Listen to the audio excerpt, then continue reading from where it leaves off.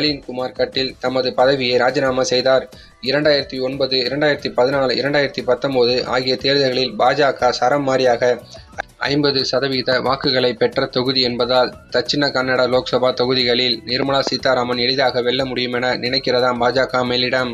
உத்தர கன்னடா லோக்சபா தொகுதிகளை விட பாஜகவின் கோட்டைகளில் ஒன்றான பெங்களூர் தெற்கு லோக்சபா தொகுதிகளில் ஜெய்சங்கர் நிறுத்தப்பட்டால் மிக மிக எளிதாக வென்றுவிட முடியும் என்கின்ற ஒரு கணக்கும் உள்ளது.